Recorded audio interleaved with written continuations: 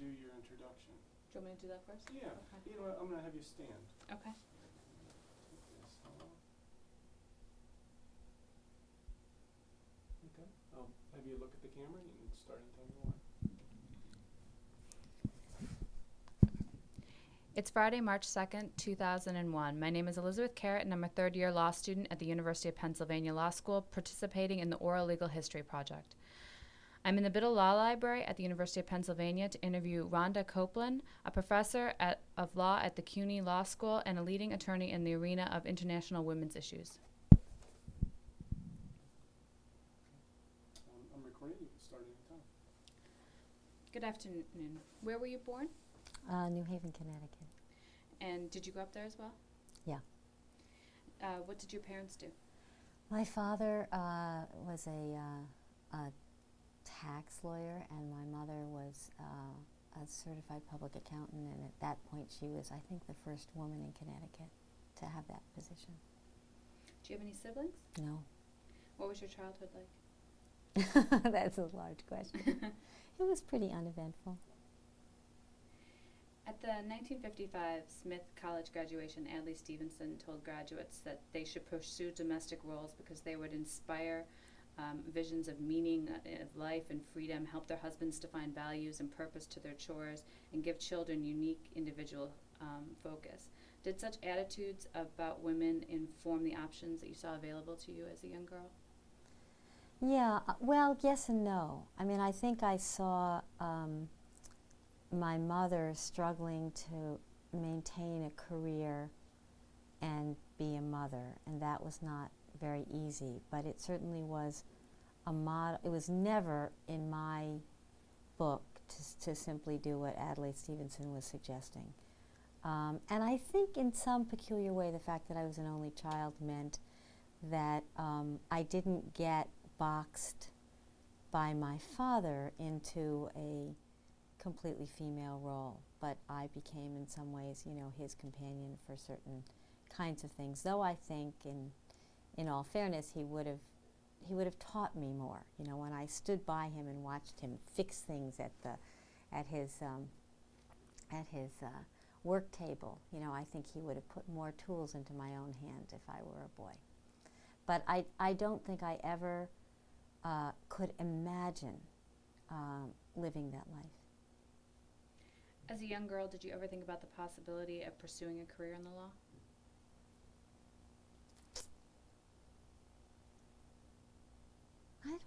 I'm not sure I did.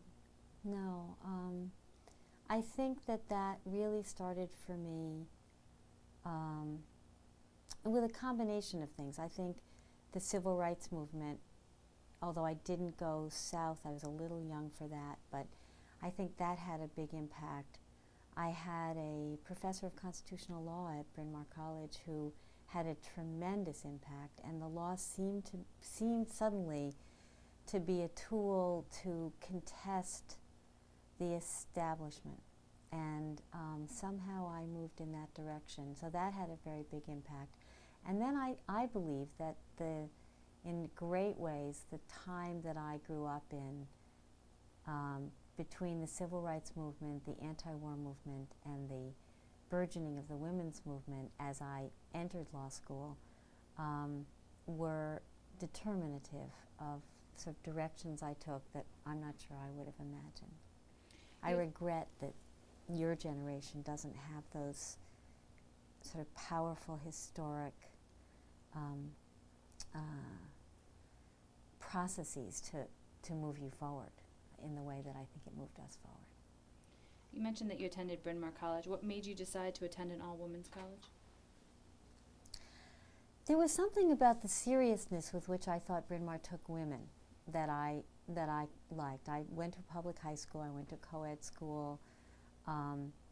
I looked at a bunch of different schools. For some reason, I was interested in a women's school. I'm not sure exactly why, but when I made a choice between a number of them, what struck me about Bryn Mawr is that we were taken seriously, or at least seemed to be. What was your major there? History and political science. What types of activities were you involved with?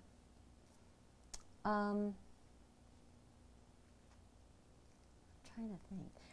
I'm not sure that, in a lot of ways, I think I'm someone whose activism became much more pronounced after college than before. And I moved much more toward the left and toward activist work as I moved through law school. I think one of the most significant things I actually did at Bryn Mawr was, in addition to the influence of certain colleagues, students and one or two professors. I think there were two very influential professors actually. One was a history professor who taught the history of revolutions, and that to me was completely fascinating. Right, that people made revolutions. That it wasn't just the American Revolution. It was socialist revolutions and Marxist revolutions, and that was totally fascinating. And I think that the constitutional law really opened up the idea that you could be a dissident with a means of expressing your dissidence and a desire for something different. And that I don't know what that emerged out of. I think it may have emerged out of the fact that I argued with my parents all the time. But I think that was significant. One of the things that I think was actually quite important in my college days is I spent a week at a black women's school in North Carolina. They had exchange programs. They came to us. We went to them. And I think that was actually very important to me in sort of breaking the sort of limitations of my own childhood and being really it's only a week, but feeling that you could see the world from a different perspective. And then I think it was more, as I moved through law school, that my radicalization and my activism grew. I spent a year during college in France, and that was 64 to 65. It was a significant period in the development of the anti-war movement. Of course, there was tremendous critique of the U.S. in France, and I think that had an impact in the sense that suddenly I was looking at the United States from a position of not being in the United States. And I often say to younger people, I think that's a very important thing, because you can develop some kind of critical perspective. There was a wonderful professor. He taught Marxism. It was scheduled, not surprisingly, on Saturday morning, so only the most devoted would take that course, because there you are in Paris and you're supposed to go off and do things with your weekends. So some of us stayed for Saturday morning for Monsieur Brouat. But I think that those were fervent intellectual and political times, and so the opportunities to see things differently really emerged out of those kinds of processes. What made you decide to attend law school at Yale? Well, out of all of this, I had decided I wanted to be a lawyer, and I had decided I wanted to be I guess at that point I thought I wanted to be a civil rights and a civil liberties lawyer. I think that was the limit of my imagination at that point. It was before the feminist movement had really surfaced. But I knew I didn't want to be a corporate lawyer. I knew I didn't want to be involved with business. I knew I wanted to do something political. And I also think, although I look upon John F. Kennedy with a much more skeptical eye today than I did then, and I recently heard his great inaugural speech about passing the torch to a new generation and heard it as basically an anti-communist tract. But I heard the words when I was, 15, 16 years old, the torch is passed to a new generation, and I thought that was me. And I thought, now I have a reason to live and to do something with my life, that we are going to make changes. And I think that was a kind of, amazing feeling. And you had Bob Dylan, and you had, Joan Baez, and you had the Weavers, and you had all of these people contributing to a culture that said, we want to change this, the Beatles, we want to change this world, we want to change the culture of the world, we want to change the politics of the world, and that had enormous impact. What effect did the assassination of President Kennedy and the later assassinations of Martin Luther King Jr. and Robert Kennedy have on your political consciousness and your legal years at Yale? Well, I think probably everybody who's old enough has told you that everybody remembers where they were, right, when you heard about these events. And I think that the assassination of Kennedy was an enormous shock because at that point he was, he had handed us something. I was actually not a supporter of Robert Kennedy in that primary. I was working for McCarthy, but obviously that was shocking. I think that the assassination of Martin Luther King was the most shocking, and the most mobilizing, because here was the leader of the unrepresented, of the oppressed in this society. That the images of that, the impact of that, I think, was really enormous. You spoke a little bit about the civil rights movement's impact on your political consciousness, but during your years at law school, the nation really erupted in the Vietnam War conflict. How did this inform your political consciousness?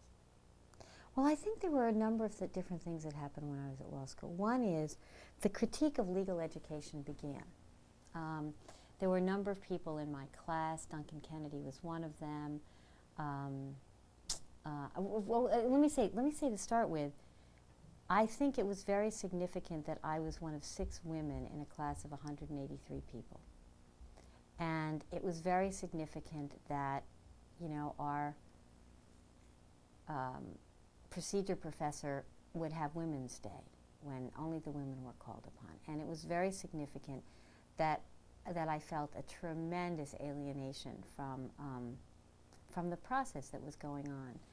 It was also very significant that the next year the law school took 20% women, not out of a great gift of equality, but out of a financial concern that too many guys might be drafted due to the lottery. And that made an enormous change, because then you suddenly had 20, 25 women who began organizing, began challenging the way rape was taught, began challenging the invisibility of women in the curriculum, wouldn't stand up on Women's Day, and that was very revolutionary.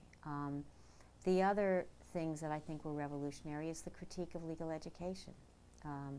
The sort of new social movements began a critique of legal education and legal hierarchy, and I think that was significant, and that, we mobilized in that way. And then several other things. I had a broken up law school experience because I spent 1 year in Washington, D.C., and then I came back in my 3rd year and I commuted. So I can't say I felt like I was part of the law school community in an intense way. The Panther trial was going on in Connecticut. I wasn't very much there because I was in New York, but it mattered that people from the law school were involved in that trial. And the other thing that finally convulsed upon all of us was the invasion of Cambodia and the killings at Jackson State and Kent State, which occurred just as we were about to graduate. And it was, we just stopped the school. We stopped business as usual, and I will never forget Tom Emerson standing up to the rest of the faculty and to the dean and saying there are times when you cannot do business as usual.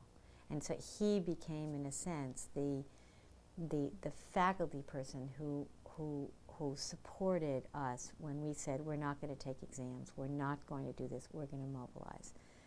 I went out and worked on a political campaign in Brooklyn against the head of the congressional committee that ran the Army.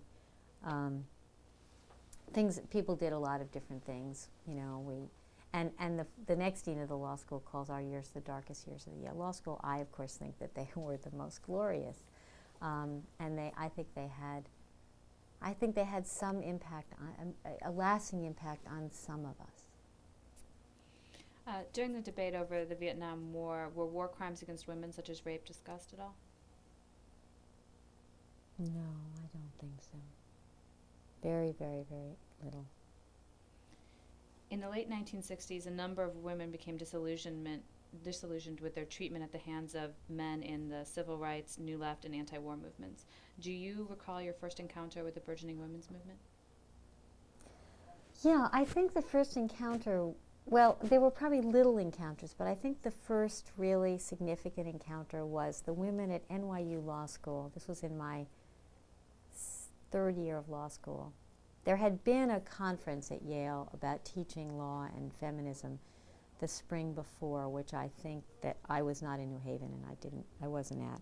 But the women at NYU, as a result, organized a Women in the Law conference, the first one. And that was in the spring of my third year at law school. And that was amazing. And there were like 2 or 3 practicing feminist lawyers who were there, and all the rest of us were law students. And I still have the images in my mind of that conference. I think it had an enormous effect on my life, because one of the people there was Nancy Stearns, who was working at that time at the Center for Constitutional Rights. And as far as I was concerned, she opened for me a whole new way of, thinking about both practicing law, really engaged with movements, not so much that that it's a different approach from the civil liberties approach. And she put feminism on the table as something that one could really do as a lawyer. And after that, she also at that time was litigating the first abortion case that had a women's rights perspective as opposed to a doctor's rights perspective, and that was happening in the federal court. It actually had just terminated, but it had happened in the federal court in New York. And I took a job with a judge as a law clerk, very significantly because he had a picket sign in his office that said, "Why can the state force women to bear unwanted children?" And he was one of the, at that point, whenever you challenged a state law, there was, on constitutional grounds, there was a requirement of having a 3-judge court. So he was one of the 3-judge court judges on that case, which got mooted by the fact that the New York State legislature passed a new abortion law. But that picket sign sat in his office until he left the bench. And that picket sign came from this extraordinary work that Nancy and the women's movement in New York did, and other lawyers did, to build a political case for women's right to abortion. I met Nancy. I said, "I want to come work with you. I want to come work at CCR." And, lo and behold, they hired me. And I wanted to go there for a lot of reasons that I realized it was very interesting. CCR is the Center for Constitutional Rights, and it is a more left-oriented, people's movement-oriented law. I don't even like to say public interest, but it is considered, because public interest has such a flat meaning today. But we were a movement office. We were an office that said, we will defend movement activists, and we will use the law in multiple ways to advance the goals of movement activists. And among those movements were the anti-war movement, the Native American movement, the civil rights movement, the women's movement. And we were a kind of place where the goals of many movements coalesced in what we did. We didn't specialize and do only one kind of work, which is not so much true anymore of public interest law. We did a lot of different kinds of work, and yet we all came out of some or were rooted in some movement. And it was actually through being a lawyer that I became rooted in the movement. It all kind of happened at the same time, as opposed to it happened beforehand and then you move into law in which you've been an activist. There wasn't time for that in some ways. It all happened at one time. Did you identify with a specific brand of feminism, such as radical, socialist, or liberal? I think I would call myself more of a Marxist feminist or socialist feminist, in the sense that I rejected the essentialist view of feminism. I took more of a social constructionist view, and I wanted to see to insist upon the fact that that feminism is about all women. It's intersectional. One has to deal with poverty. One has to recognize privilege. One has to recognize those contradictions. I also found that some of the anti-sexuality, which aspects of the women's movement sort of harked to me too much of 19th century Puritanism and missed the significance of sexual agency as a part of the empowerment and liberation of women. So I guess I'd put myself more in the Marxist or socialist feminist camp, but recognizing, the sexuality as a very, very critical part of that movement. In 1973, the Supreme Court came down with its decision in Roe v. Wade, which upset many feminists who felt that abortion rights could be more adequately protected through implementation of state legislation. What was your feeling about the decision? I don't think there were many feminists that thought that.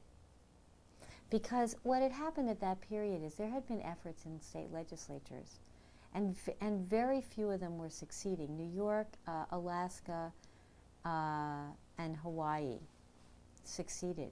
And what was happening after that is that there was a blockage in the state legislature. The Catholic Church was preventing legislation. I don't know who the many feminists are, to tell you the truth.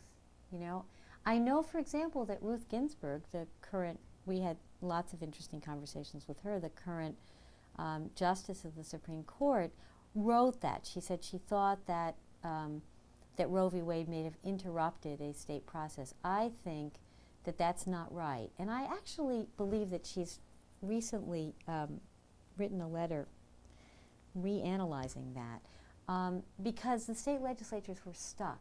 There were lawsuits brought by feminist lawyers and feminist movements and women's health movements that were just beginning all over the country. Almost all of them won, with the exception of one in Texas. I think it was Texas or Louisiana. Recognizing a right to abortion. I think that the other critical thing in this period was that instead of allowing doctors to speak for us, and instead of allowing male lawyers to speak for us, we as fledgling lawyers, right, began to insist we speak for ourselves. We argue our cases. Our clients determine the approach. We bring the women into the courtroom. We have the testimonies about what it means not to have abortion. And we take control of the legal process in our movement. That was a struggle.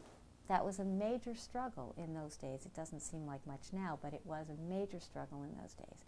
And I don't think that you would have, I recognize that there's always a problem of the court, when the court does something, then the question is, does that undermine the radical movement, the organizing, to keep the process going?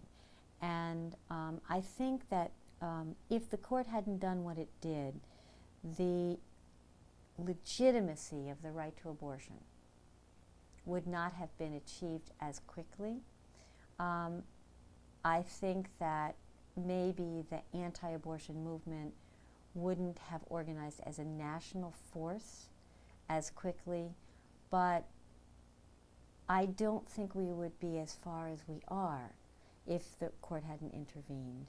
And I think that the fact that the anti-abortion movement mobilized was something that also has kept women, unfortunately, tied to fighting this issue for almost more than 2 decades. So I do think the court made a very significant contribution, and I don't agree that it would have happened the other way. My greater concern is that I don't think that the movement fought for poor women as hard as it fought for the right to abortion, and that obviously comes out of the fact that I did the Harris v. McRae case, and that it was a major, major political as well as legal enterprise. And my disappointment is, I think, that although there was a lot of activity fighting to stop the congressional cutoffs of Medicaid, and the lawsuit was very intertwined with that. I don't think that middle-class women who could get abortions anyway, so long as it was legal, went out in the same way as when in the 90s we were afraid that they were going to reverse the right to abortion itself. And I think that had an impact. What do you think the long-term impact of Harris has been on the ability of disadvantaged women to take advantage of their abortion rights? Terrible. I mean, before Harris v. McRae,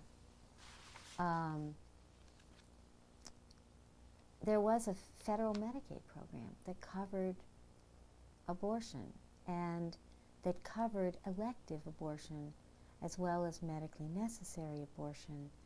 And women all over the country, there are always problems getting medical service as a Medicaid patient. And there are clinics that would not accept Medicaid patients because they didn't want poor women around. I mean, the ugly, low visibility stuff that happens.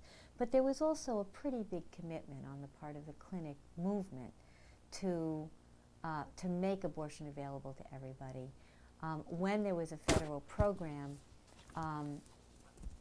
abortion was a funded item, and the original attack was on elective abortion, and did that include in the was that included in the federal Medicaid program? And again, almost every lawsuit before Harris v. McRae and the Maher versus Roe, which came up before. Maher was about state funding of elective abortions and said they didn't have to, and that was, of course, a tremendous blow. But you still had medically necessary abortions, and when you look at abortion, it's very hard to say that any abortion is not medically necessary.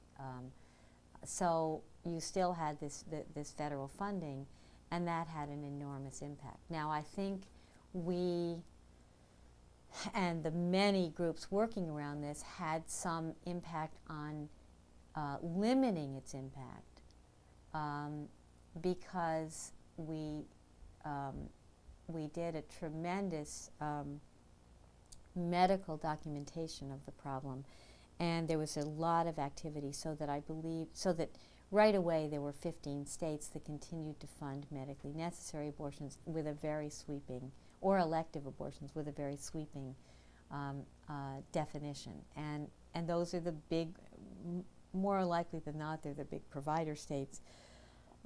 In some cases, there are hospitals, in urban areas which continued to provide abortions, even though it wasn't a funded item. But the impact on women outside of the larger states that have continued funding is tremendous. In some instances, there's no abortion provider around.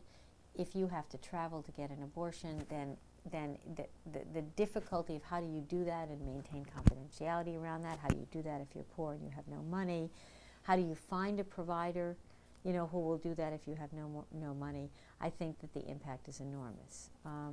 So yeah, that case had a huge impact on poor women's ability to get abortion and a huge impact on the law. Were you involved personally or as an attorney in the move to get the Equal Rights Amendment passed? Not terribly much. I want to say one other thing about McRae, which is that we did something there that I think was also really important, and that is we challenged the restriction on abortion as a violation of both the right of conscience under the First Amendment and the obligation to keep church and state separated. That led to an enormous debate about whether or not, and our position was that the view that the fetus is human life from the moment of conception is an inherently religious perspective. We demonstrated that in a number of ways. Our judge ruled that it was a right of conscience and gave us all the factual findings we needed on the establishment point, and the Supreme Court rejected it. I would say that was, on the personal side, that was also one of those moments as a lawyer where you're working in front of a judge who gets it. And the interesting thing about Judge Dooling, was that he was a devout Catholic. And as a devout Catholic who was very much in the Vatican II school of Catholicism, which believed deeply in the right of conscience, he considered that the oppression of the conscience of a woman to make this decision was totally impermissible. And so he was both very philosophical and very deeply religiously pro-choice. Or not only religiously, but he was, as a matter of a constitutional jurist, deeply pro-choice. And it was a very moving process, in fact, to litigate that case and to litigate the issues of the church before him. It was like the good church and the bad church. You know, we had we called them fetus lawyers. We had one of those in the case, and there were moments of conflict between the two of them. There were absolutely conflicts over, over the church, really, and over how you do religion in a pluralistic society.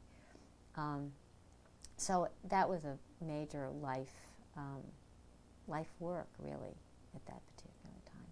I wasn't that much involved in the Equal Rights Amendment. I'll tell you, frankly, I felt that the Equal Rights Amendment campaign made a big mistake in leaving reproductive rights out of it. There was a decision that you couldn't enlist the Catholics in favor of the Equal Rights Amendment if you had abortion as part of, and reproductive rights as part of the agenda, and that made it kind of hard to get involved in the Equal Rights Amendment movement. I think we also had a little more optimism then that that through the Equal Protection Clause we would get strict scrutiny and that we wouldn't need the Equal Rights Amendment so much anyway. And I think that was a sort of, there's these ways that you can be naive about the role of the courts. I think the loss of the Equal Rights Amendment had a tremendous impact had a significant impact on the court's ability to knock down sex discrimination to intermediate scrutiny, right? Because if you can't win the Equal Rights Amendment, then people don't think that that you deserve strict scrutiny. And unfortunately, our constitutional theories have usually too much to do with majoritarian preferences than with the notion of real protection of rights. So I think that was a loss, but I think that there were things about the campaign that were problematic for those of us involved in a movement which we thought was one of the foundations of women's equality. What made you make the decision to move from the Center for Constitutional Rights to a career in academia?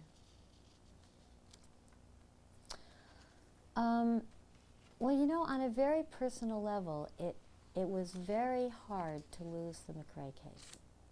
And I say that from the perspective that I was probably the most cynical lawyer of the whole team. We had about 9 lawyers on the team. And I was probably the one who least believed that we would win that case, because I saw in the prior decision the emergence of a very of the theory that really took full-blown shape in DeShaney, that we were a negative constitution and there was no obligation to do anything for anybody. And so I kept arguing with my colleagues, the only way we're going to win this is really politically. We're going to win this because we demonstrate how terrible it is to do this. But in the last analysis, the last moments after the argument, I thought we had a chance. And I had put 3 years of my life into it. And when we lost it, I felt 2 things. I felt that the efforts at changing the national policy through litigation had hit a stone ceiling. and the stone ceiling was poverty. And that meant lack of universality. And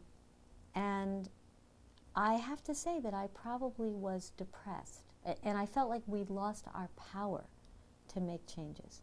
And I think that I was really very personally affected by it for quite a while. I went around the country for about a year talking about what a horrible decision it was and what this meant and all the rest. And I began to feel like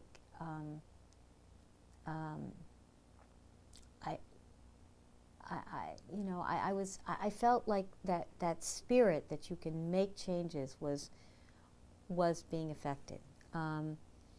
The other thing that happened the very same day, I think this is all somewhat significant to how I moved. I knew at the time of McRae that there was an international human rights framework. And actually, after we lost McRae, we filed a motion for her rehearing based upon a case that had just come down in the European Court on Human Rights involving the right of a woman to have a lawyer appointed for a divorce proceeding before the House of Lords.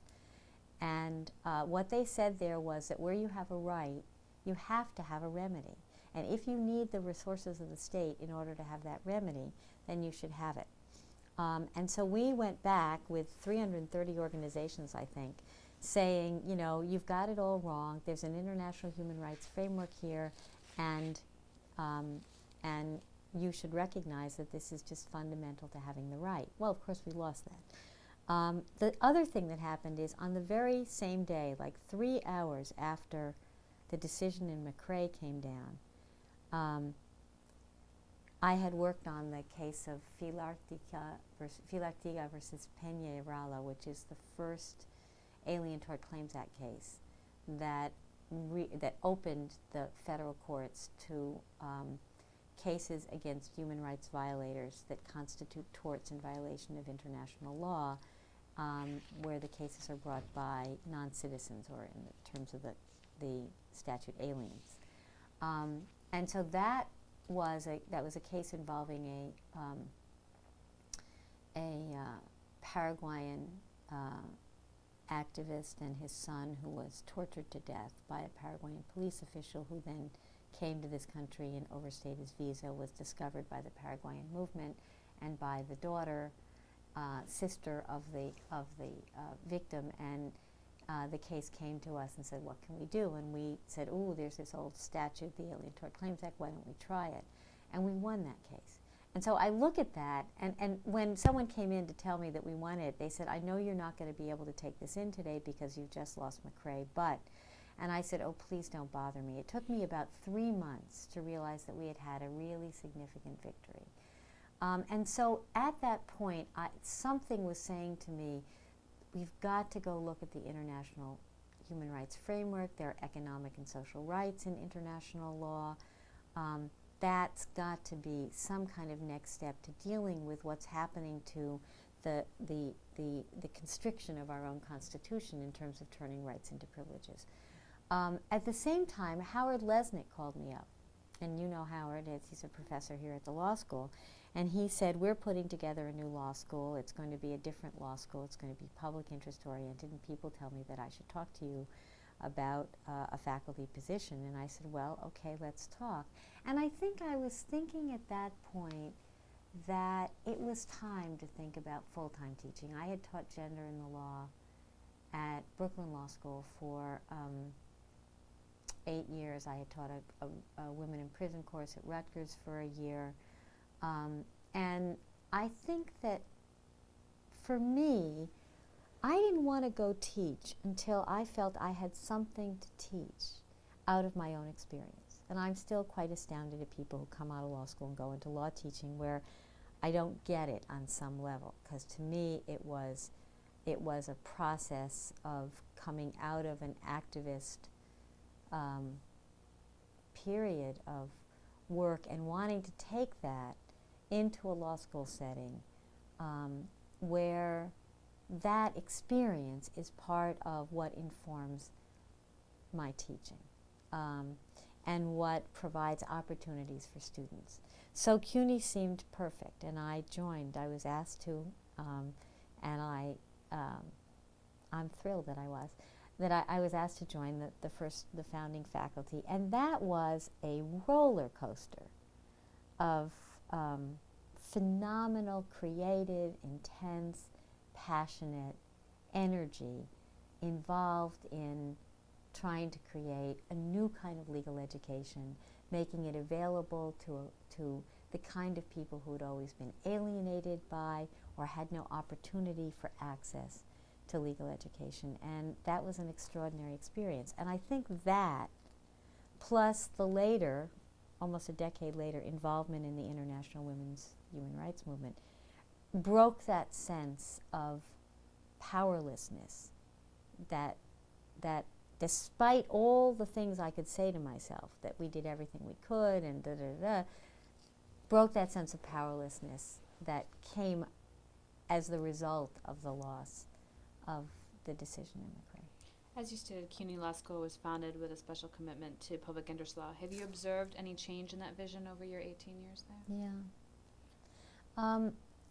I think that I remember I was a visitor here at Penn for a semester after I was an honorary fellow, and I remember having a conversation with a German professor who would come over. I don't know if he still does. I don't remember his name.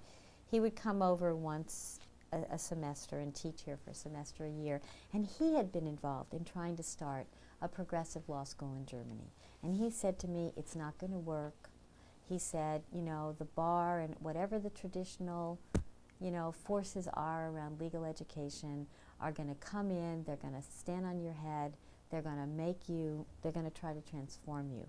And I kept saying, oh no, we're really lucky. The chair of the university is a socialist. He's totally in favor of what we're doing, all of that. He wasn't entirely right, because I think that the wonderful thing about CUNY is that we have retained a significantly different curriculum, environment, and above all, student body. And you just heard the presentation by my colleague Steve Lafredo about one of our clinical programs, which is just extraordinary. And I think the most telling way of evaluating are we different is that the transfer students are out of their mind with delight at being at CUNY. But I think there have been a lot of changes. And the changes did come, as predicted, through the convergence of conservative forces.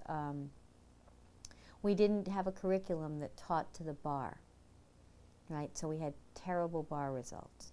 As a result of that, the great chancellor of the university, who we thought was our great ally, came down on us and caused the denial of tenure to two of our most wonderful founding faculty members, which led us into a huge battle with the university. The low bar results forced us into a constant, reevaluation of the curriculum and how could we strengthen it. And so we did some things I think we had to do. We instituted exams in the large courses. We used to do everything through simulation and experiential education in the first year. Then we realized that people are triaging everything else, so we had to have exams. Now we even, and I've been in opposition to this, we even have grades, which I think is not having a good impact.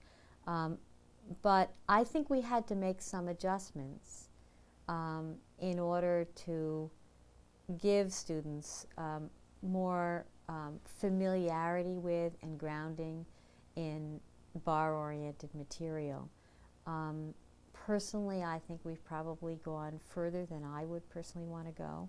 And at the same time, I think we have fabulous clinical programs that draw a lot of our students. We have a terrific admissions policy, which means that people who are coming, really most of the people who come have some commitment to public interest or to serving disadvantaged communities that do not have lawyers. And we don't have the debates at CUNY about, law firms and public interest in law firms. Our debates are very different. So I do think we have succeeded in maintaining a significant aspect of the mission, but I think the processes of how we work are very much more traditional than they used to be. And there's much more tension in the school between traditionalism and progressivism than there was in the early days. You mentioned that you spent a year visiting at the University of Pennsylvania. How would you describe your time here, considering the great differences between our school and CUNY? It was a rest, in a way, you know. It made me sad, actually. I taught family law and I taught a seminar on reproduction and sexuality, and it made me sad to have students say to me, you know, what I really want to do is practice family law, but people here are telling me that, you know, that's not really hard law, that's not what I should aspire to. And I would say to them, no, I would say, you know, family law is very hard. It's very hard to do. It has an enormous impact on people's lives. And obviously, I think the advisors here were a little behind the feminist movement in a sense, because I think that feminists realized that doing family law was very critical. And we were fighting always the public-private distinction. The public is important and the private is not. But what I felt was that people were not getting, there was no encouragement for seeking other directions.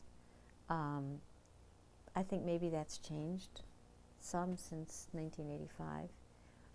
At the same time, you had Tony Amsterdam here years and years ago developing, you know, the clinical programs, and he was one of the most creative clinical program developer, you know, you could have. So there you've got a lot of different traditions here, but I did feel that there is an overwhelming corporatism and, you know, and privatization orientation that that the message is, well, you can do all these nice public interest things while you're in law school, but the really serious thing to do is X. And that's a message I'm always in conflict with. As a woman in academia, do you think that you've been treated differently in any ways by other members of faculty or by students?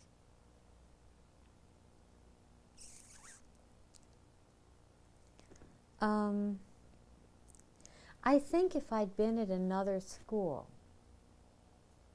I probably would have been. You know, I think when I started teaching, women were still in most schools a complete minority, a sort of tokenistic minority. And I think we weren't looked upon as serious, or we were looked upon as too subversive or whatever.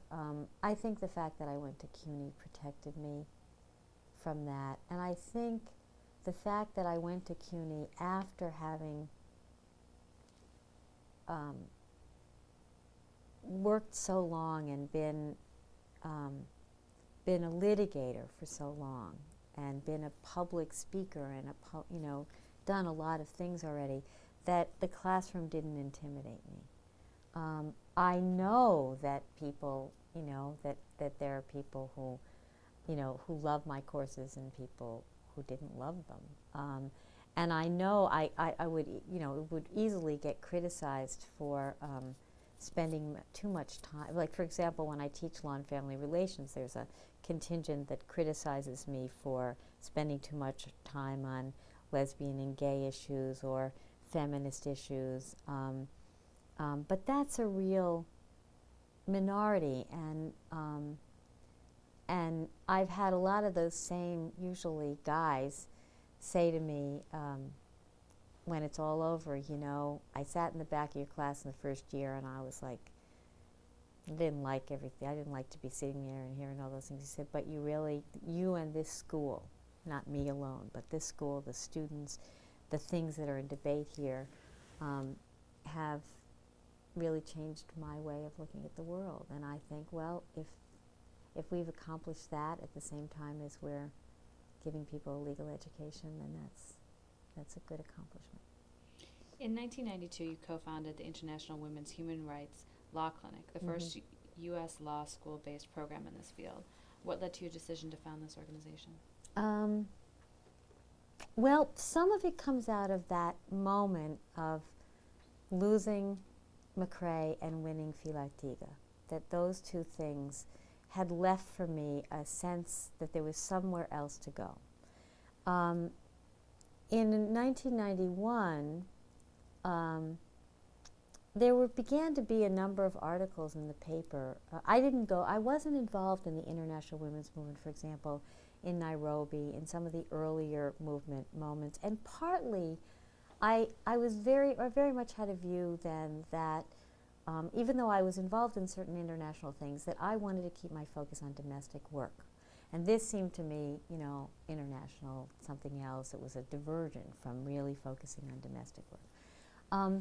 But when articles began to come up about things happening, particularly in Latin America, a colleague of mine and I, Celina Romani, who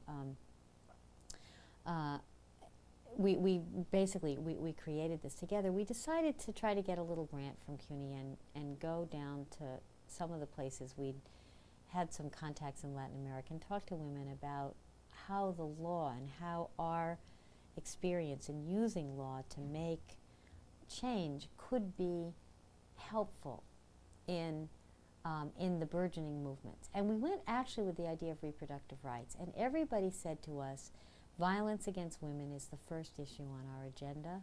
In Latin America, they said we can't touch reproductive rights until we get through violence against women, and that's what we think is significant. And out of that, and out of the interest of, a number of people, some conferences, we basically decided that we wanted to create a project at the law school that would engage the students in this international work. I took a year off and went and lived in Costa Rica, both to learn Spanish, which I didn't do quite as well as I would have liked to, and also to live in a piece of the women's human rights movement abroad, right? And again, much like that experience back in Paris, in my junior year of college, really live this process, not from the perspective of the United States, but from the perspective of the movements in the global South that were, in fact, the leadership force in the women's human rights movement. And so I did that for a year. I came back. It was clear from that year's experience and Celina's experience that we ought to put this together, that it would be an exciting thing for the students and for us, and that there was a burgeoning movement and a need for legal support to that movement. And so that's how it sort of started. I know they spoke and a little part bit. of it was personal. Part of it was I couldn't survive in academia without feeling that my work was also both emboldening and teaching students about how to do activist work and engaged in a process of activist work. They spoke a little bit today at the SPARE conference about the role of clinical education in legal education. What role do you see clinics playing in legal education? Oh, I think that they're totally essential. I mean, much of what Steve Lafredo said today about the clinical experience he's involved in is true of the International Women's Human Rights Law Clinic, for example. And I feel like it's the place where you get away from abstract theory and you really talk about putting theory into practice, both theory about the process of lawyering and theory about the law. And I think, for example, our clinic's a little bit different because most of what we've done has been about getting the law to recognize the unrecognized. And so we've been involved in treaty negotiations, we've been involved in filing amicus briefs in the international criminal tribunals. We're currently representing the Kensington Welfare Rights Union, which is here in Philadelphia, before the Inter-American Commission on Human Rights in an effort to have the welfare, quote, reform or elimination laws looked at from a perspective of economic and social rights. So what's a little bit different is we have one big piece of litigation, but most of our work is more directly law reform work. But what's similar is it's also done in concert with movements and as part of a process of building the capacity, the strength, the knowledge, and the legitimacy of movements seeking to make change. You've worked with the United Nations on a variety of women's international issues. What role do you believe that the United Nations should play in crimes against women? Oh, I think that it should play a tremendous role. And I think that the interesting thing about the international conferences of the last decade and now the tribunals is I think that we are actually, and they are making a very significant change. One of the things that is really true is when you get, and this has to do with the fact that global women's movements have developed over the last 15 years that are focused on changing the concept of rights and the concept of policy to put women and women's rights and needs in a central place. So none of this is happening because officials got goodwill. It's sort of like this morning's conversation. What's left out of the conversation is how activism changes the constructs that people work in. And I think that the International Women's Human Rights Movement is an example of how activism has changed the constructs. What also I think is very, very important about the United Nations and the various mechanisms and structures and opportunities for intervention that it provides is that when you get national officials on a global level, they are constrained by their colleagues, right? They're constrained by more progressive forces. And so, for example, if you look at the Beijing Platform for Action, I would say that there is no country in the world that has as good a policy as the Beijing Platform for Action, except maybe the Constitution and the hope that exists in South Africa. And so that's fascinating, isn't it? That it's so much broader than our own Constitution and policy. It's even broader than most of the European constitutions and policies. So what that says is that there's something about the dynamic of the international system where NGOs, non-governmental organizations, and here I'm talking in this field about the women's movement, can have absolutely direct, immediate, constant impact on the foreign diplomats and what they do. And the foreign diplomats have to deal with one another.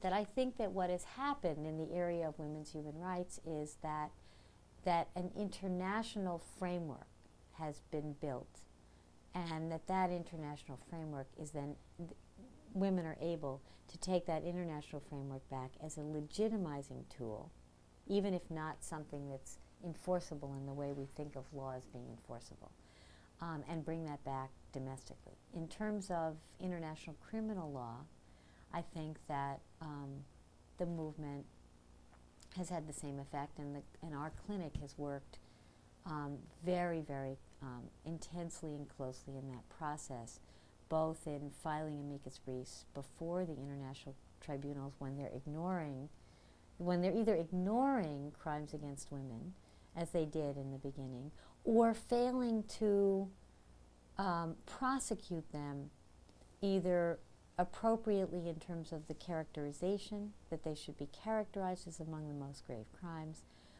or failing to do things that are necessary to prosecute them properly, like witness protection. So, and I think that those efforts have both culminated in some of the jurisprudence that we have. There was a decision last week from The Hague on sexual slavery and rape, which is an extraordinary decision, and I think our work we can see that it significantly contributed to that, and the movement made that happen. And the codification of gender crimes and processes in the statute of the International Criminal Court was the work of an organization that a group of us from around the world put together called the Women's Caucus for Gender Justice, and as to which we, the clinic, served as the legal text secretariat. So the students worked on various research projects and drafting projects around what were we demanding be in the statute. And that was all vetted with the group of participants from around the world and put forward and lobbied. And we got probably 90% of what we were after and made them talk about things that in the beginning they didn't want to spend a minute's time on. What difficulties have you encountered bringing international cases in the courts of the United States? Well, I guess the best example of that is we filed an amicus brief last year in the Morrison case, the Violence Against Women case, the Violence Against Women Act. And our amicus brief took the position that not only should Congress have power under the Commerce Clause and the Civil Rights Act to pass a statute giving victims of gender violence a right to go to federal court with a civil rights action, but we said that the developments in international law recognizing both private and official violence against women as an international violation and embedding that recognition in the interpretation of treaties which we have ratified, including the International Covenant on Civil and Political Rights and the Torture Convention, provide Congress additional power to pass a statute like the VAWA statute, both because Congress has the power to implement treaties and because Congress has the power to give the district courts the power to litigate claims, the jurisdiction to litigate claims that arise under customary international law. It was a fabulous piece of work. And we sent an outline around to a group of international law scholars. And even before they got the brief, people were signing on, were just falling over themselves, in fact, to sign on. And we ended up with 51 international law scholars and human rights experts, some of whom were members of actual UN committees, many of whom are the authors of human rights textbooks in this country, along with a very important group of feminist international jurists and scholars. We had hoped that the brief would at least produce a footnote. We knew the issue had not been raised in the court below by the plaintiffs. They didn't, at that point, the international framework wasn't on the charts for people. And so we knew that the court couldn't decide it, or the dissent, if there was a dissent, couldn't decide it. But we had sort of hoped that it would be recognized and that would be something that would give, lay a foundation for future recognition. And certainly with Ginsburg and Breyer have talked enough about the international frameworks and their importance. It didn't emerge that way. It's getting a lot of attention in academic writing. People are talking about the role of international law in so far as it expands. It's a very key. I think this issue is still very key as we see the court cutting back on the force of the Commerce Clause and the force of the Civil Rights Acts. I think that we have to continue to push the idea that international obligations have to lead to congressional power to implement them. And I don't think it's a dead, I think that's the first foray, but it's certainly an example of how difficult it is. At the same time, under the Alien Tort Claims Act, that's also a very interesting, that is probably the area of litigation, and that's the area that was opened up by the Filartiga case, where the courts begin resistant and become fascinated. In the Filartiga case, they wanted us to withdraw the case. What are we doing here? It happened in Paraguay between Paraguayans. It has nothing to do with our law. It has nothing to do with anything that happened here. What are we doing in the federal court? And the one case on the clinic docket right now is a case involving an Algerian terrorist. When we went into court in Washington, the judge would say to me, I don't understand why you're here. What are you doing here? It happened in Algeria between Algerians. The same thing. When you finally say to some of these judges, it's about the fact that this country can be sanctuary, but is not supposed to be a refuge for persecutors, then they sit back, right? And then they begin to listen. And one of the things that I understand has developed among the judiciary has heard these cases. Almost every judge starts out in an Alien Tort Claims Act saying, what are you doing here? That's changing now, but certainly the first 10 years of litigation, it was, what are you doing here? But then they recognize that the law authorizes this. Of course, it's now in the Supreme Court on a petition to cert, but the law authorizes this, and there is some sense in it. And many of the judges who have had these cases have then learned a great deal about international law because they've had to, and become supportive of the idea that international law is enforceable. International human rights law, they're always dealing with other kinds of international law, but international human rights law is enforceable in the federal courts. And so even though the Alien Tort Claims Act cases are problematic because they are so much about wrongdoers abroad and have not, the new wave is against corporations, which is very significant in terms of wrongdoing here. They're beginning, it is a force for the embedding of international human rights law into domestic jurisprudence. And I think these cases are extremely important in that regard. And I think that the attitude of the judiciary is changing about it as they become more accustomed to actually the notion that these are binding norms or obligations. What role do you think that lawsuits play in the healing process of women who've been victim of violent crimes? It's a good question. I think recognition by justice. Let me say this. I think that there's an extent to which my comments are limited by the fact that unless I've had a continuing relationship with a survivor, I can't say with certainty. Okay? I've had some continuing relationships. And I think the fact of taking the initiative, the fact of agency to fight back, has been for a number of my clients extremely important in the healing process. I also think that the ability that the process, it depends very much on how you're treated in the process.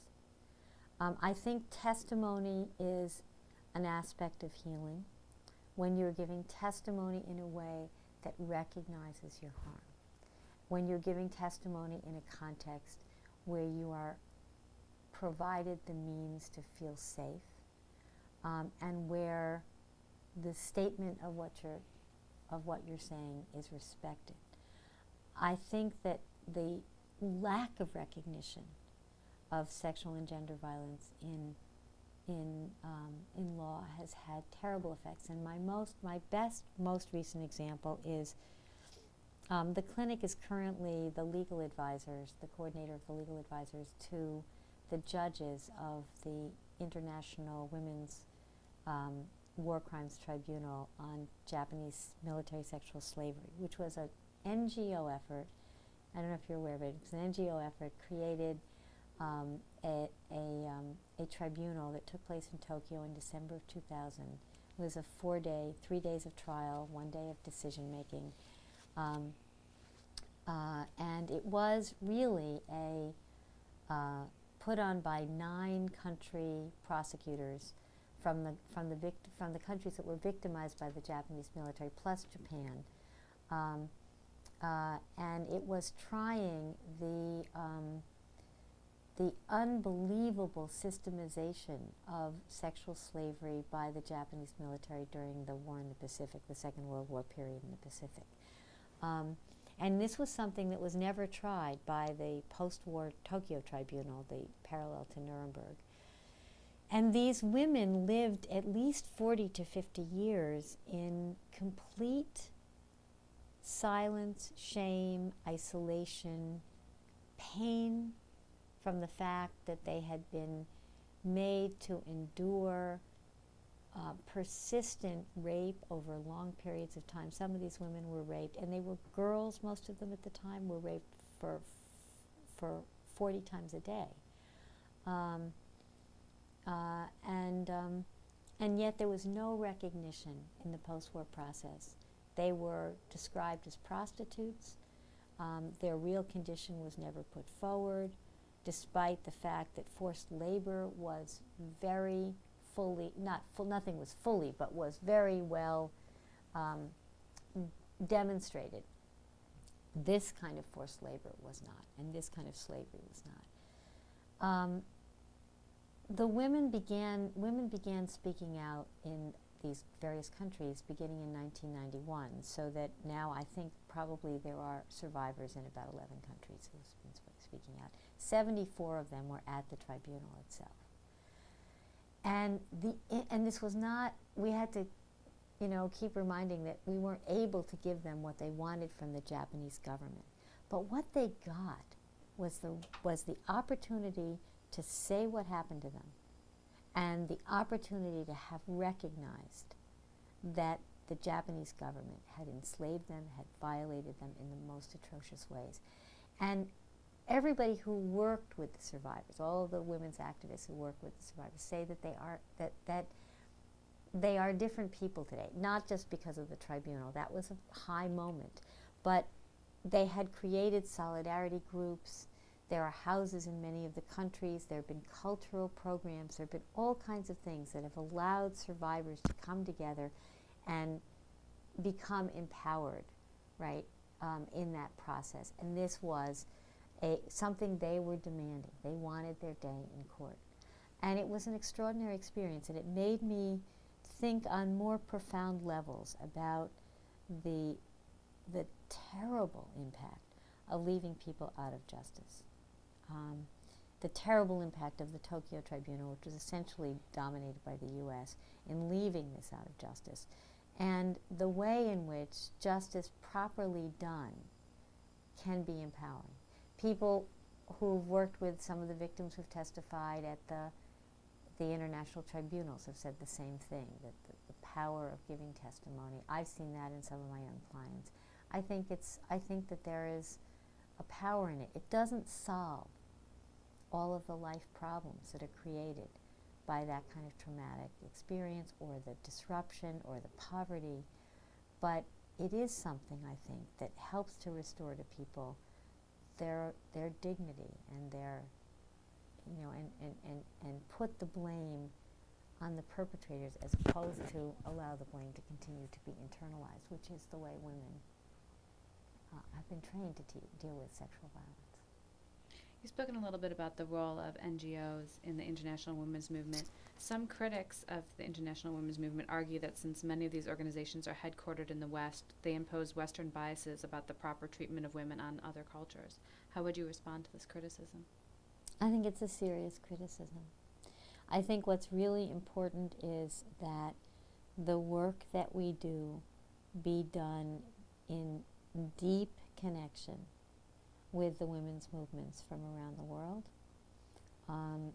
that we not take it upon ourselves to be leaders in the process, that we understand that the leadership in terms of what ought to be done, how it ought to be done, has to come from the women on the ground, and that when we don't honor that, and that can come out of being in deep connection with people, and building a life that is in deep connection. That when we don't do that, I think we make errors of we don't see alternatives. There's a danger of imposing Western views. There's a great danger of narrowing the frame of possible responses by what we know, as opposed to what the women know from the ground, what kinds of responses are really available, utilized. And one example I have is in the whole violence against women movement. When we started in the 60s and 70s fighting violence against women, we did it in very popular forms. Women demonstrated in front of abusers' households and homes, and did things that had to do with public shaming. Now, some of the alternative methods that are popular in other parts of the world are very much like that. They have to do with shaming. They have to do with a different kind of process in the community. And in some ways, the international efforts, because they focus on states and what states have to do, can start to move everything toward a reliance on state power, as opposed to recognizing that the immediate action of people has an enormous impact. And I think we have to be very careful, because we live in a society where I think that notion of immediate action has been diminished by the fact that we have legal remedies and we have bureaucracies. And it's a tension, because you need the state to intervene. And here we're talking about, in some cases, about criminal intervention. And at the same time, you need to retain the significance of what it means for communities to organize. And I think that if I see a danger in some of the things happening in terms of the international human rights process, I think one of the dangers is a move toward bureaucratization. What differences do you see in the opportunities available to your female students and those available to you when you graduated from Yale in 1970? Oh my God. Well, number one, Yale had no clinical programs. We had this little bit of feminism in the law school, which was created by having a women's group and the women's group organizing about what to do in various classes.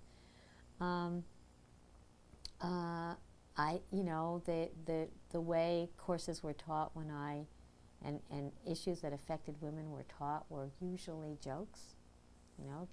Rape was taught as a joke. I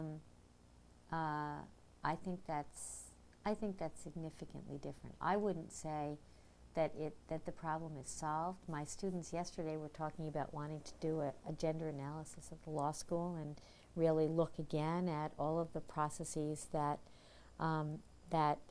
diminished and subordinated women in the law school, and I thought that's a great idea. It needs to be done again. So I'm not saying that I think everything is taken care of at all. And I think that what's happened culturally is that feminism, a word about which I am very proud and to me takes in a very broad range of concerns, feminism has been given a bad name by the media. And that those who are strongly feminist feel themselves marginalized. And that is the same phenomenon of having felt marginalized when we tried to put the issues on the table. It's a phenomenon that limits the legitimacy of the unfinished revolutions. And I think it needs to be taken very seriously. So I do think that there's big changes. It makes an enormous difference to have at least half of the class be women. You're not a token minority anymore. It makes an enormous difference to have female professors. It makes an enormous difference to have the male professors know that they can't get away with what they used to get away with, and have some that are in fact committed and feel that those issues are as important as any other issue. All of those things make a difference, but there's still a ceiling on it in terms of where it can go. Thank you so much for your participation. Okay. That and probably sharing took too stories. long, right? No, not at all. Okay. I was very impressed.